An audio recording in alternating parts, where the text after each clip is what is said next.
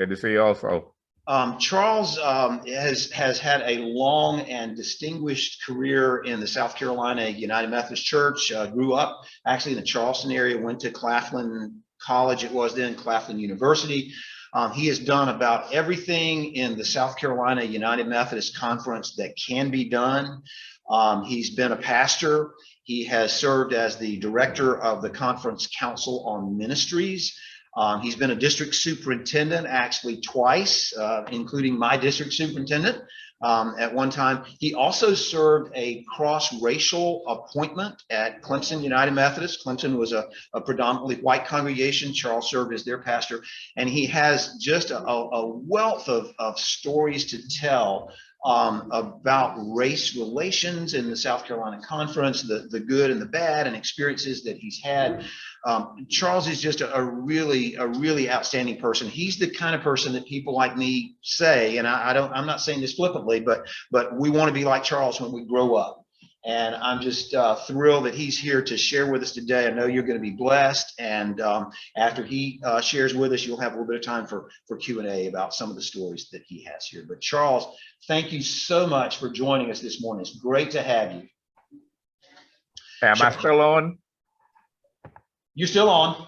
Okay. I don't know what's going on. For some reason, I lost my video. You can't see us? No, I can't see a thing. I might have broke the camera, Charles, when I stood up here.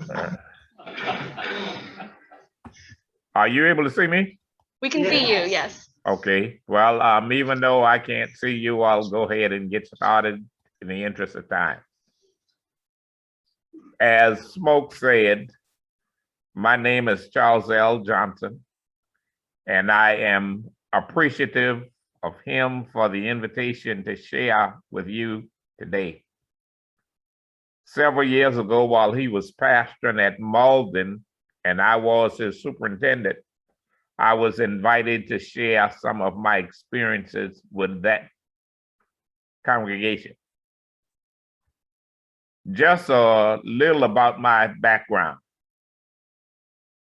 I am Charles L. Johnson from North Charleston, the son of a United Methodist minister.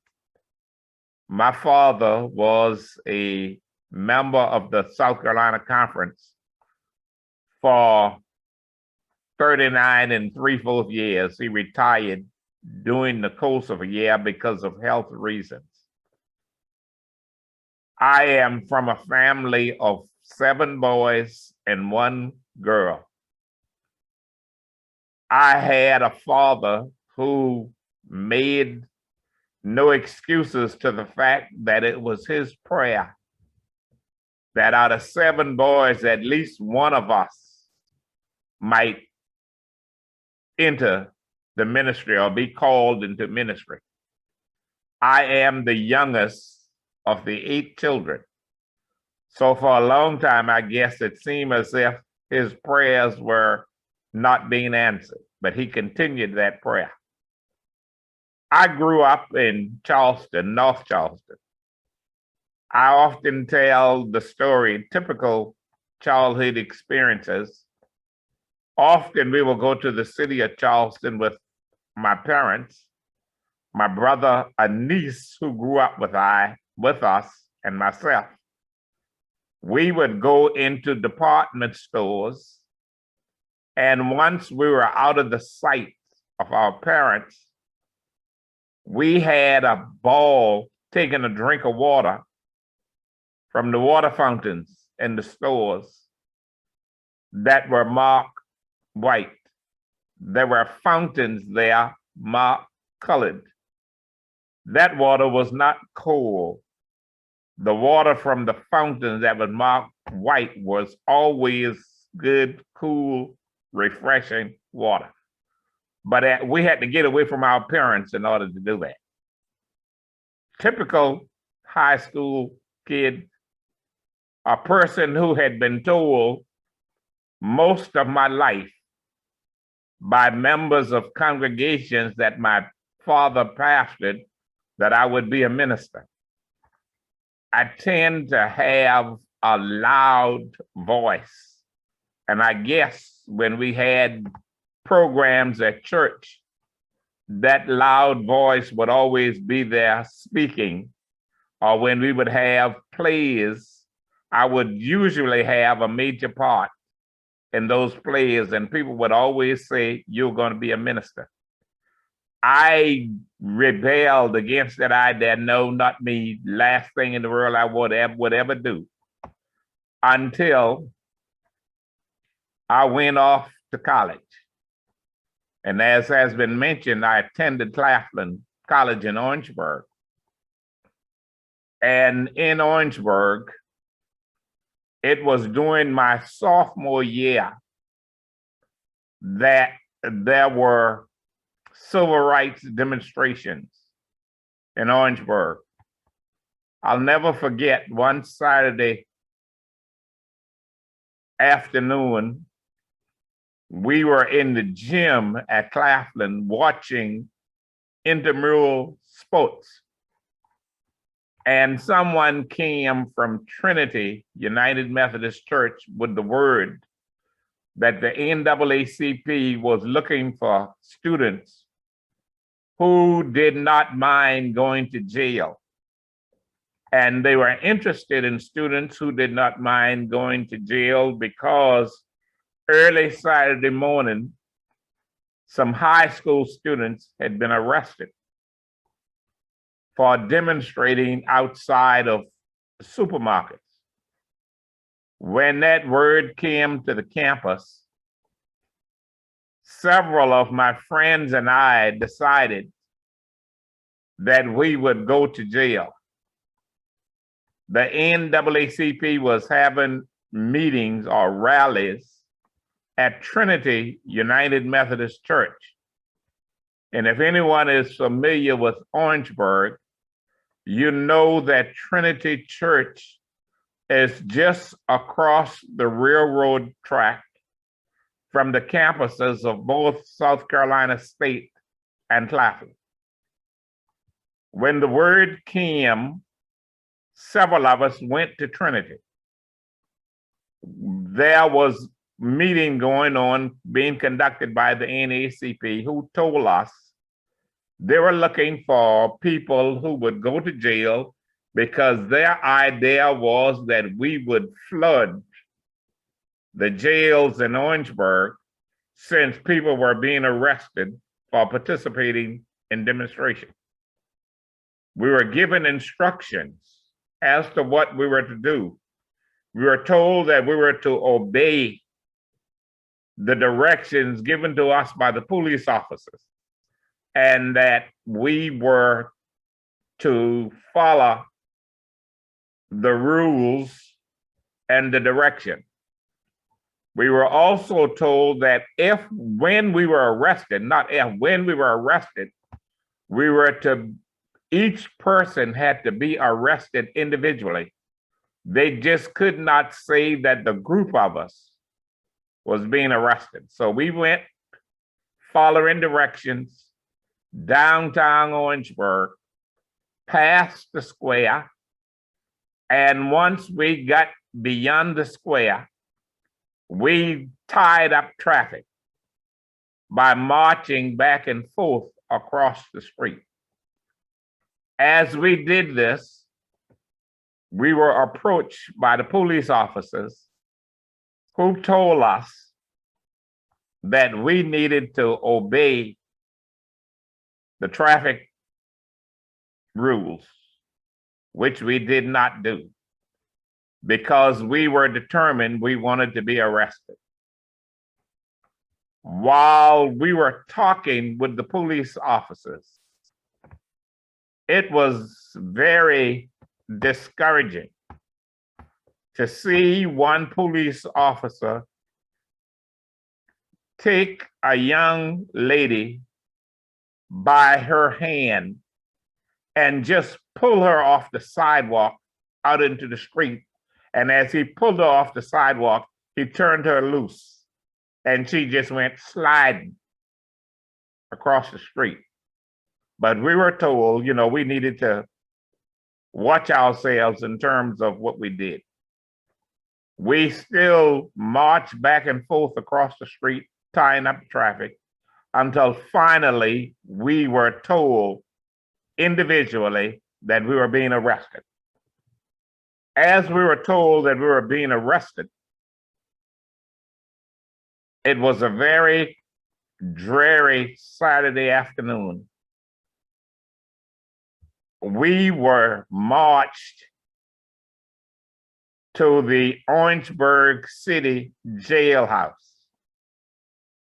Once we got to the jailhouse, very cloudy weather, we were placed inside the fence. They didn't even take us into the jailhouse.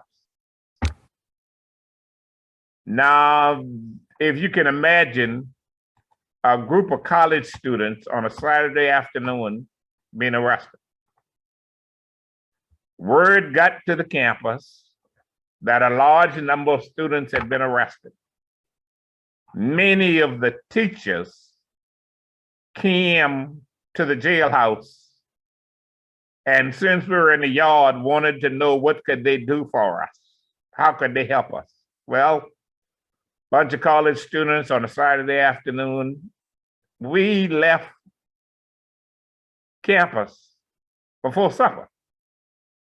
We would like to have something to eat.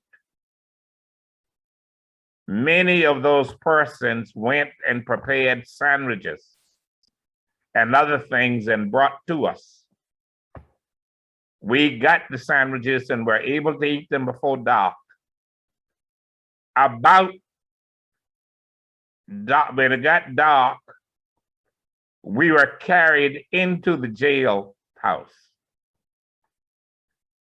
The cell we were in was designed to hold 4 persons.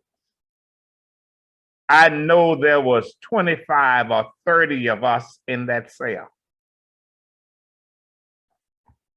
Okay, we spent the night there, knowing a place designed for 4 people with 25 or 30 in there, we could not rest. Sunday morning, we were served breakfast. The breakfast was what I call fatback and grits. I couldn't eat that.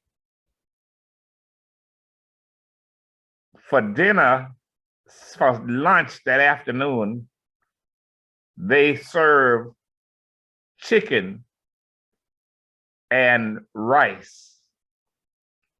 We had the gravy from the chicken over the rice. I looked at that and decided I couldn't eat that.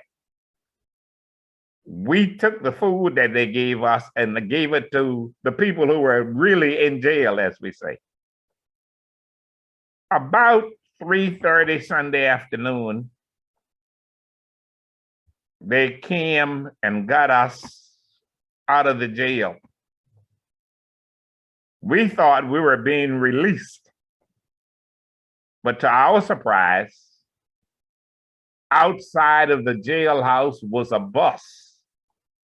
And I'm sure you've seen the bus that they transport prisoners on, with all of that guarding and stuff on the inside the bus and around the windows. We left the Orangeburg City Jail and went a couple of blocks to the county jail, where there were other students that we were not aware of who had been arrested Sunday morning. So Sunday afternoon, we left Orangeburg and we were transported to Columbia. I don't know whether those of you who are in Sunday school know anything about Manning Institute of Correction located in Columbia. That's where we were carried. When we got to Manning Institute of Correction, we were carried into the facilities. Manning at the time was a new prison in South Carolina. There were some inmates there. It was also the laundry for the prisons in the state. When we got there, the warden by the name of Elias McDougall said to us, "I disagree with your being here, but South Carolina has this policy that if a city cannot hold its inmates, the state has to help." He said to us, "If you follow the rules and do what I ask, I would allow you time outside." This was Sunday afternoon. Well, when we got there, he wanted to know what could he do to help us. Again, college students, we left campus yesterday. We have not had a decent meal. It really would be helpful if you could feed us. So he recalled the cooks, had them to return to the kitchen to prepare a meal for us, which they did. And then the doctor who was making his rounds at the prison came for a visit, and McDougall wanted to know if any of us needed to see the physician. Well, at the time, I had a rash on my arm. There was another student from Claflin who was arrested the same time I was that had a rash on his back.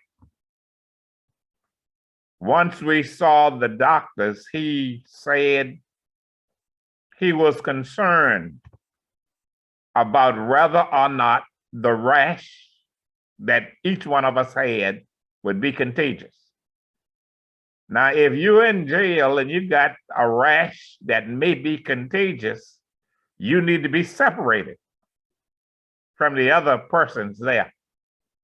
So where do you think we went when we were separated? Let me just tell you, the first night that I stayed at Manning Institute of Correction, I spent the night in solitary confinement. The other young man with the rash on his back, me with the rash on my arm, we were placed in solitary confinement.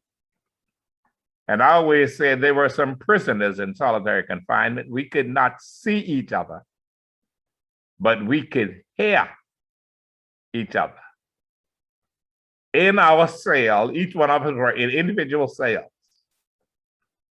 We had a bed, a commode, and a sink.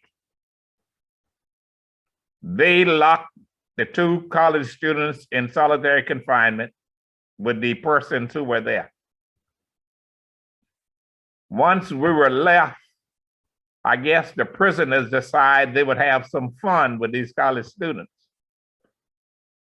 They wanted to know, was either one of us placed in cell number 6?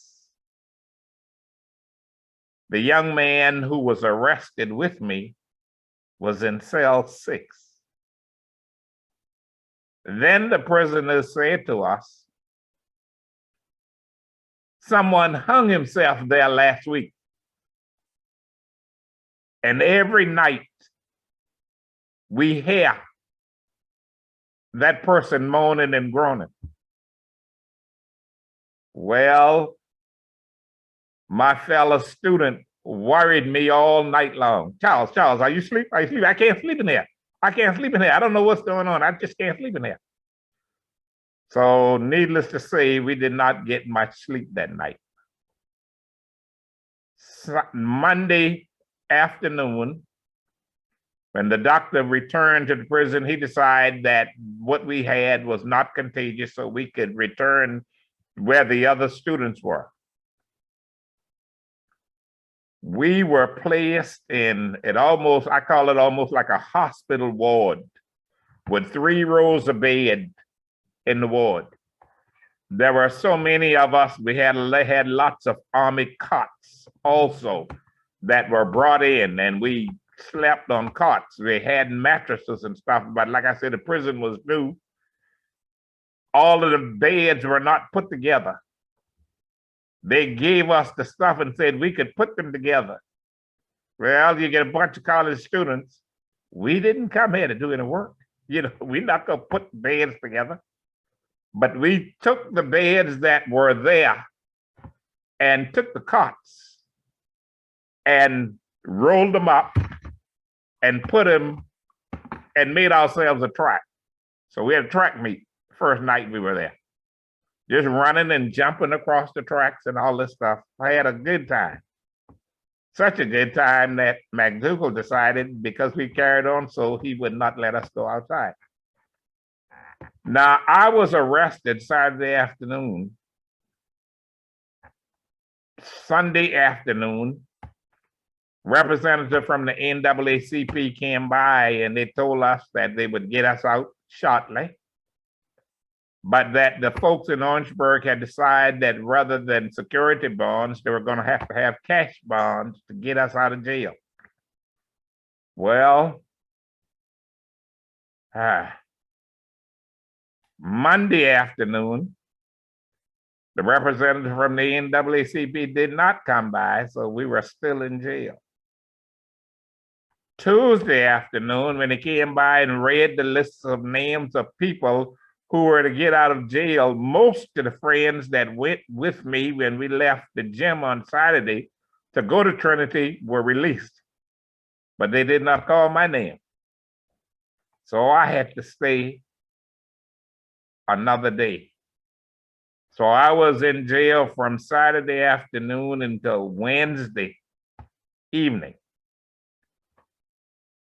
Being in the cell where we were, it was nerve-wracking. Every time you went about 6 feet, there was a door. Clink, clink, clink, had to lock the door. Clink, clink, clink. The money we had to exchange our money, and they gave us this plastic money that folks use in jail to purchase stuff when the cart came around. I got out of jail Wednesday, like I said. I had a brother who was at Claflin with me. We were roommates. He was older than I, but stayed out of college for 3 years, saying he did not want to go to school, so he worked in New York. And then my senior year in high school, he returned and decided that he would go to college. So the two of us were at Claflin together for 3 years, and we were roommates. When I got arrested, my brother, who was also a student and who had also gone downtown, went so far and decided he would turn around. He went back to the campus. He called my father that Saturday night to tell him that I had been arrested. When he called my father, he just said, "Hey, this is Sam. I'm calling to tell you." And Daddy said, "Don't tell me. I know." He said, and so he said that Charles is in jail. I've heard the news about the students in Orangeburg, and I just felt that he would be in that. That experience taught me that jail is not a place I want to be. It taught me that there are certain things that I wanted to do with my life that I had not yet fully realized. When I went to college, I had always been good in math. So I decided I'd be a math major. But after this experience of going to jail, I started wondering, what should I do with my life? This was in October when I was in jail. Being on the campus and considering my future, the thought occurred to me that maybe God was calling me to be a minister. Where I had said all of my life, no, not me, never. All of a sudden, I started saying to myself, why not me? Why not me? I decided to go home to Charleston one weekend because I was having some things going on that were just seemed to be pushing me in the direction toward ministry. And as I say, it was something that I did not want to do. So I said I need to talk to somebody. I went home on a Saturday afternoon. When I got there, my father was not at home. I left home and went in the street. Went home after my parents were in bed. Got up, went to church Sunday morning at my home church in Charleston. Did not say a word to my father about why I went home. I went to have a conversation with him. So I went back to Orangeburg. My brother and I were roommates, and we were very close, but I didn't say a thing to him. That week, I characterized as one of the most miserable weeks of my life. I just was not satisfied with anything I was doing. So I went home again the next weekend. And when I got home the next weekend, again, my father was not there. But I said to my mother, please tell Daddy, we need to talk. So as usual, I left and went in the street, got home. They were in bed. When I unlocked the door and walked in, my father called me by name, Charles. I opened the door to his room, and he said to me, why didn't you tell me last week? I said, huh? He said, why didn't you tell me last week? Tell you what, I'm trying to act like I don't know what he's talking about. But he's saying about what's going on in your life. And I told him, Daddy, I'm going through some things, and I really think I am called to go in the ministry. We had this long talk,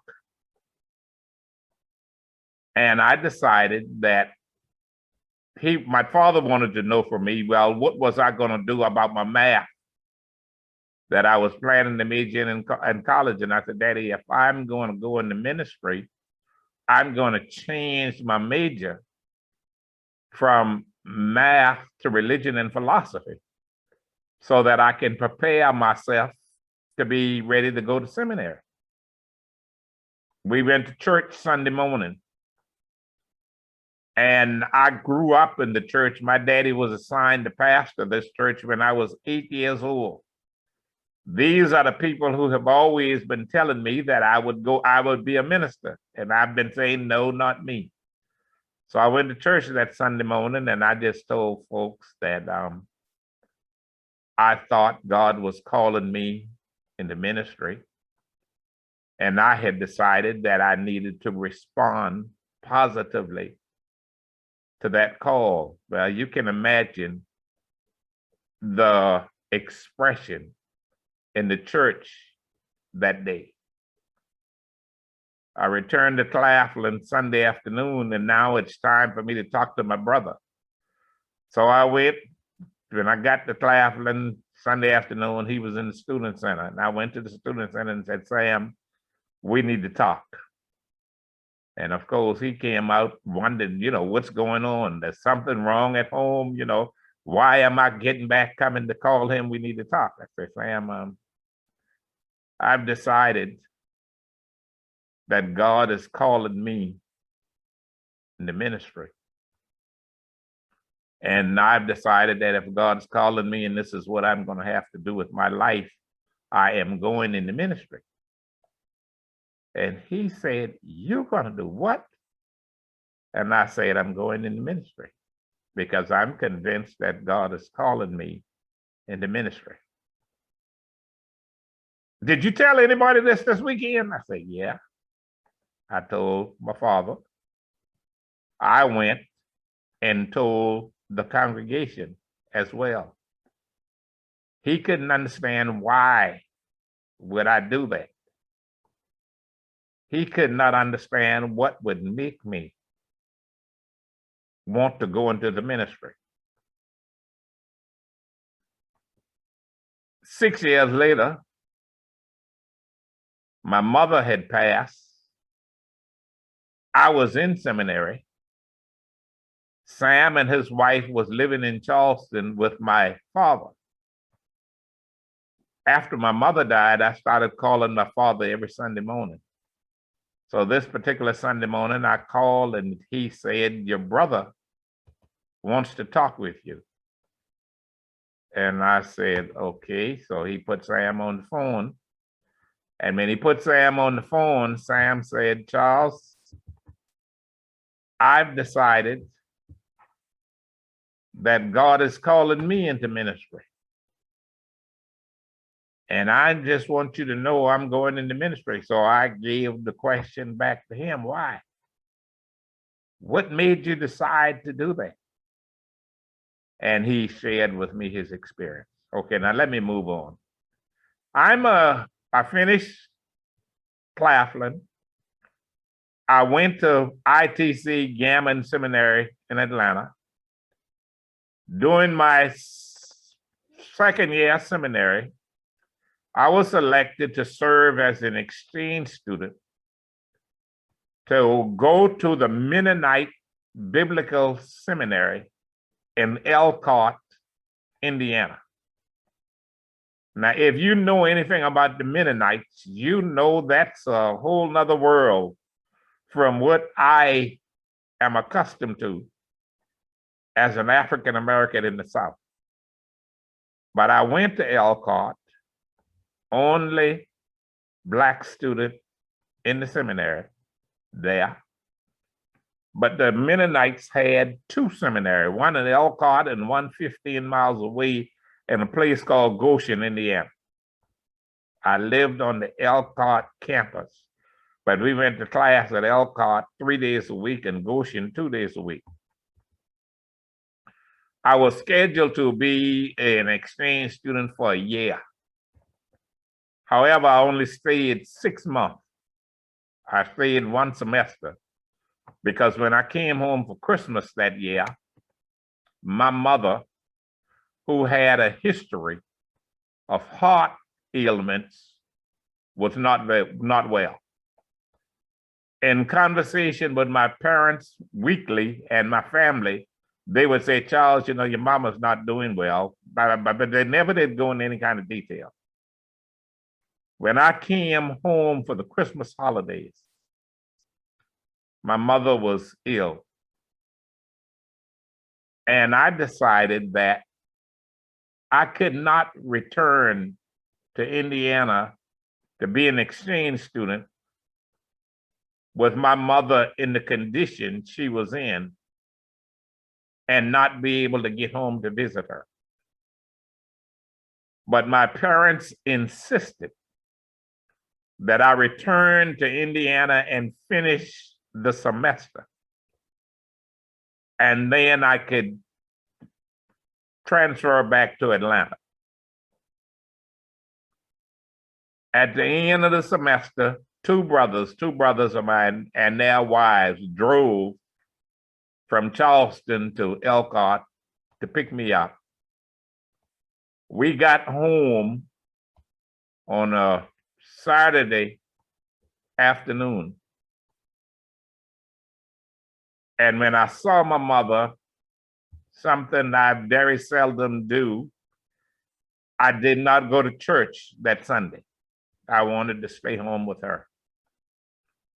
My parents, I wanted to drop out of seminary, but my parents insisted, no, you go on back to school to finish your education. So I left Monday rather than Sunday to return to Atlanta.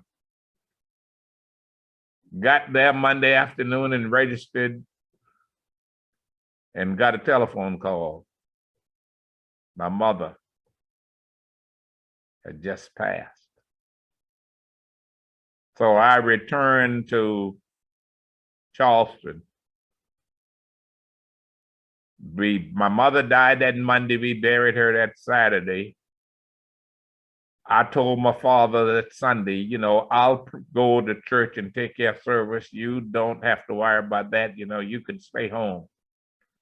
Again, I usually would have been back in school Sunday afternoon, but I decided to wait until Monday.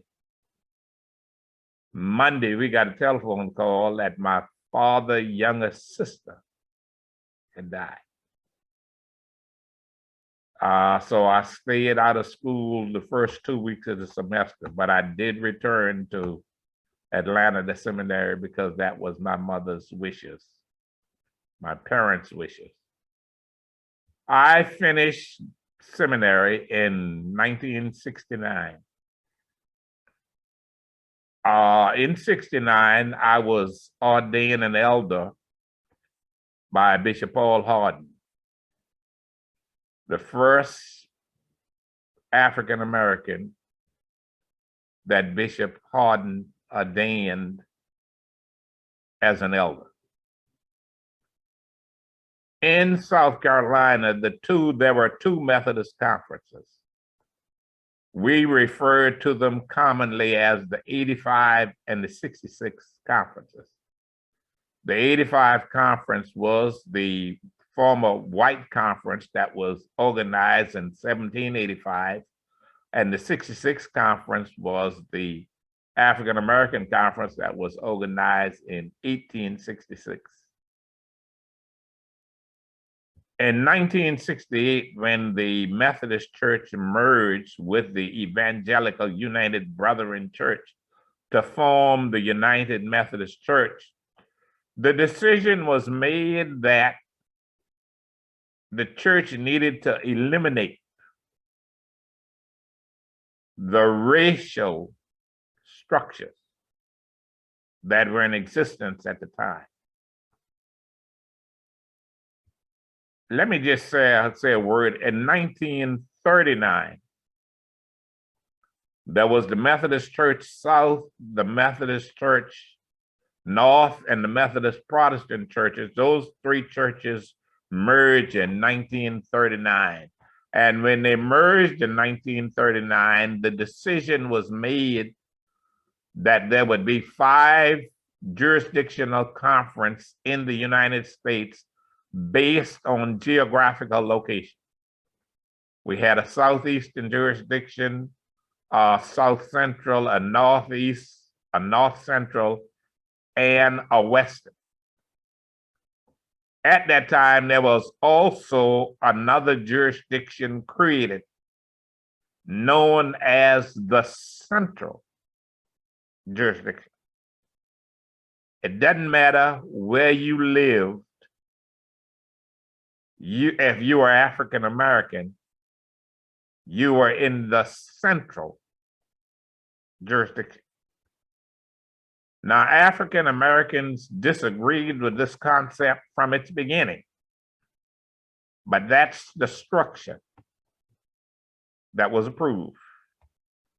The merger in 68 says that that structure needed to be eliminated. Conferences were told that they were to merge together, and the central jurisdiction was being eliminated. The jurisdictional conference is where bishops in the Methodist Church are elected. There had been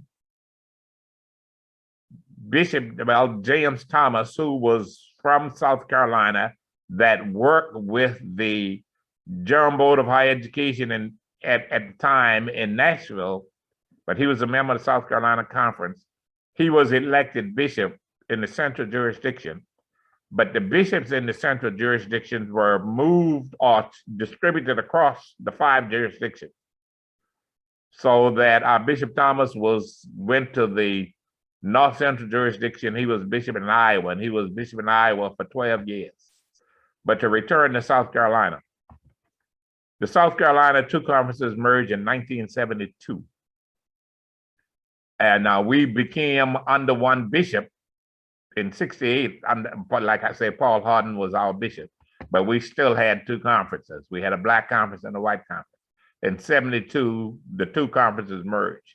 There had been a merger committee composed of African Americans and Caucasians to determine the plan of merger. And they went through a long, drawn-out process. South Carolina was one of the last conferences that were merged into the jurisdictions like we were directed to. But we did merge in 72. In 72, when we merged, we had a conference in Spartanburg, and we were to elect members of boards and agencies. And members of boards and agencies were elected, and then we were to go organize the boards and agencies. And when we organized the boards and agencies and returned to report out to the conference what had happened, most of the agencies in the conferences, Caucasians were elected to be the chair.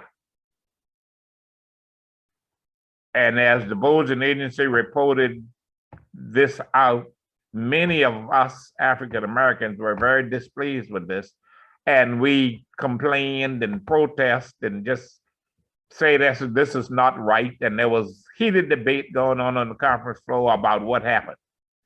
And finally, Bishop Tullis, who was our bishop at the time, decided that he would rule the elections that were held null and void. And we had to have a special session of the conference in October for the purpose of electing officers to the boards and agencies of the conference. And this was done in a day, but it was time consuming because boards and agencies were elected, and then each board and agency was dismissed to go and elect their officers, and they had to come back and report who their officers were. We said in the merger document that we should have had, as African Americans, 25% of the membership.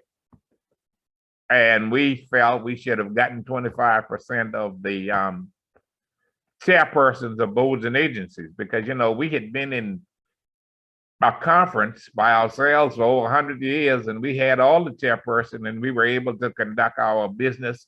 When we merged the 2 conferences in South Carolina, the blacks and the white conferences, we had funds on hand because one year we paid conference apportionment twice to get us to the point where the boards and agencies that were dependent on getting money from the conference will know at the beginning of the year what their budget will be.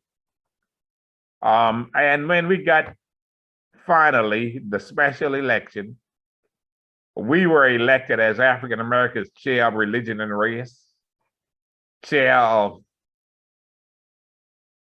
no major agency that we were elected chair, I think, was Board of Mission.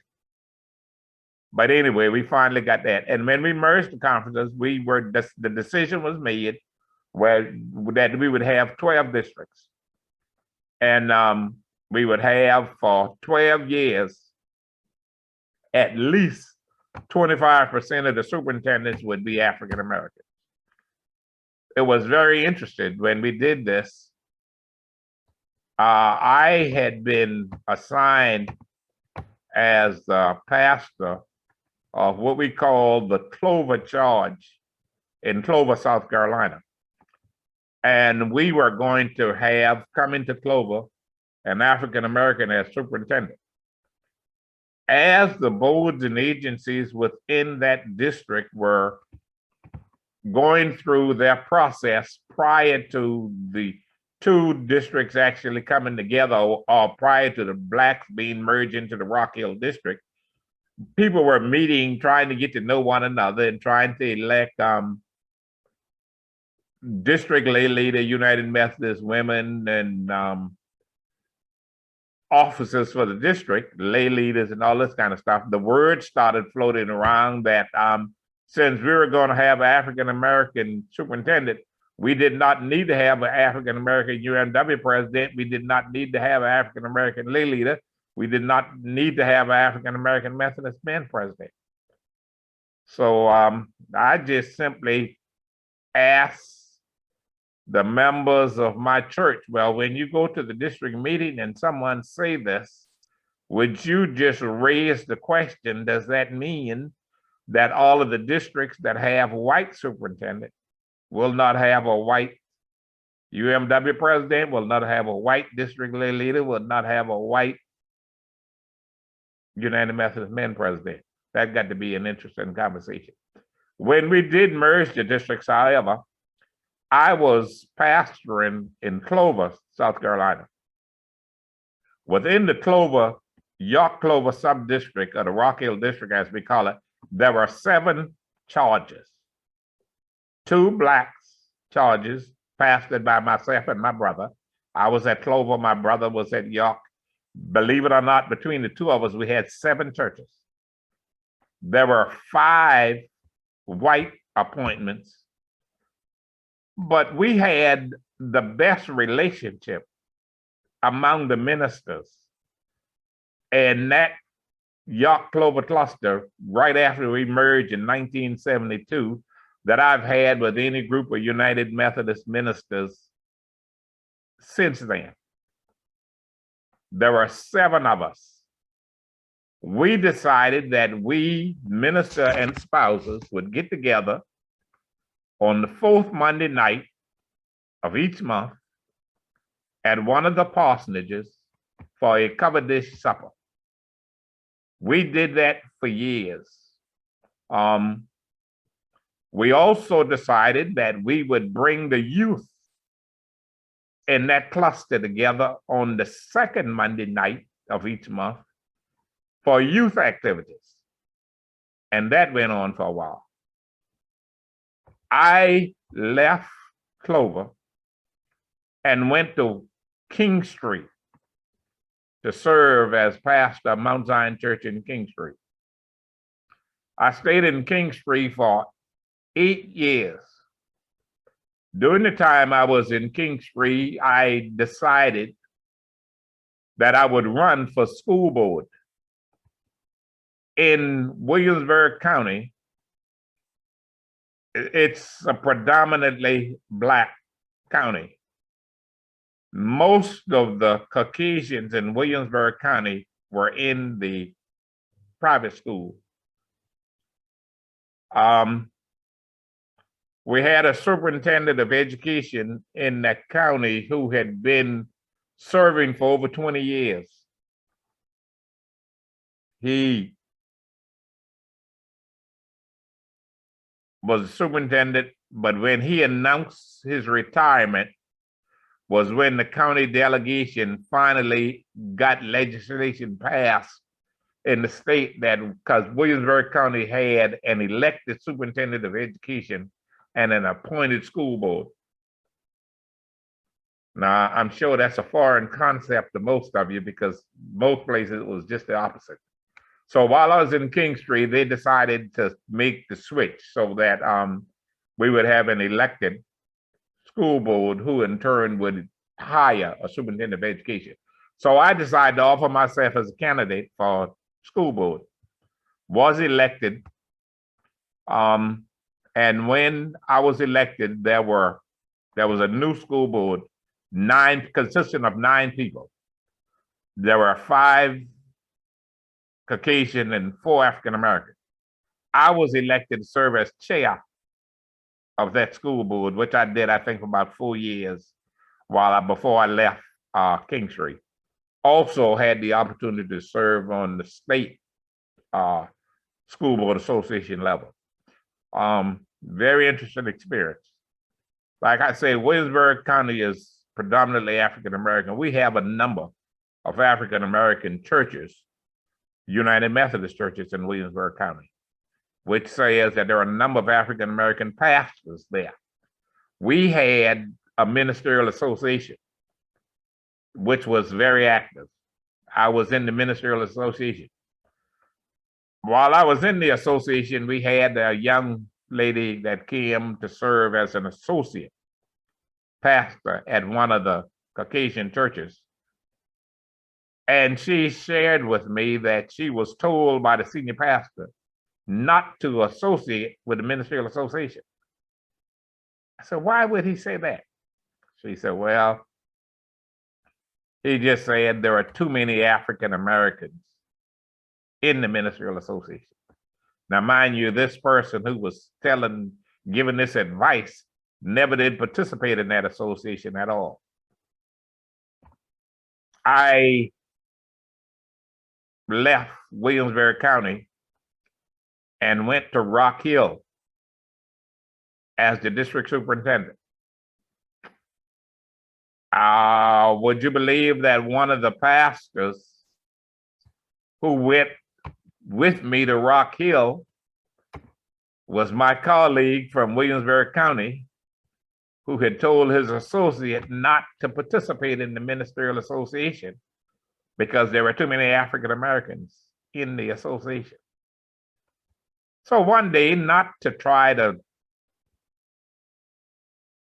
have anything against them, I just said, we need to talk about something. And he wanted to know what was that. And I said, I was in Kingstree and you had an associate, and your associate said to me that she was advised not to participate because there are too many African Americans in the association. And he just sort of laughed and said, Charles, sometimes you go along to get along. And I told him, I said, I don't understand that expression. Tell me, what do you say? And he just said that, sometimes you go along with what folks are saying in order to get along with them, and you don't have to deal with certain issues. So I just said, well, to me, that's a flimsy excuse. If God called you to do something, seemed to me like you take a stand for what you believe is right, or, the thing to do. Did not hold that against him. We had a good relationship during time he served in the district. I stayed in the district 6 years. In the meantime, Bishop Joe Bethea was assigned to be the bishop in South Carolina. I had known Bishop Bethea for some time. One of the first conversations I had with Bishop Bethea when he came to South Carolina is, Charles, I'm going to make cross-racial appointments. So you and some of your colleagues just as soon get yourself ready, because you will be assigned to Caucasian congregation. I said to him, Bishop, when I join the conference, I promise that I will go where I'm sent. That's not my preference, but if that's where you send me, I have no choice but to go. But I will suggest to you that you please have a conversation with my wife, because she is saying she does not want to do that. So Bishop Bethea laughed it off and said, okay, I will have a conversation with her. So at some point later on, he just walked up to her and said, Miss D, what is this I'm hearing from your husband? And she said, what do you mean? That you not going with him if I send him? She said, Bishop, that's my husband. If wherever you send him, I'm going. So the decision was made that I would go to Clemson. So I went to Clemson United Methodist Church in 1990. At the time I went to Clemson Church had over 1,000 members, all Caucasians. My family, my 2 daughters, my wife, my son, and I were the only African Americans in the congregation. Prior to being appointed to Clemson, there had been an exchange of service between Clemson Church and Cumberland Church in Florence, South Carolina, where the pastor, Mickey Fisher, who was pastor at Clemson, preached at Cumberland for a month, and Granville Hicks, who was pastor at Cumberland, preached at Clemson for a month. The churches finally decided that they would be willing to talk with the bishop, a couple of churches, about having cross-racial appointments. So in 1995, cross-racial appointments were made. I was assigned to Clemson. James Gatson was assigned to Virginia Wingard in Columbia, and 3 Caucasians were assigned to African-American churches, 2 of them in Charleston and 1 in Camden, South Carolina. Person who was assigned to Camden had been a missionary teacher at Mather Academy, which was a Black school under the direction of the women's division. It was a United Methodist school. He was assigned there. I stayed at Brother Clemson. Johnson, Yes. our Sunday school, our time is up. I'm sorry, we'd like to hear the rest of your biography and great service. We appreciate you being with us today. Okay, thank you much. Appreciate it. I'll try to get to my church now for worship service. Okay, great. Okay. Thank you so Thank you. much. All righty. Okay.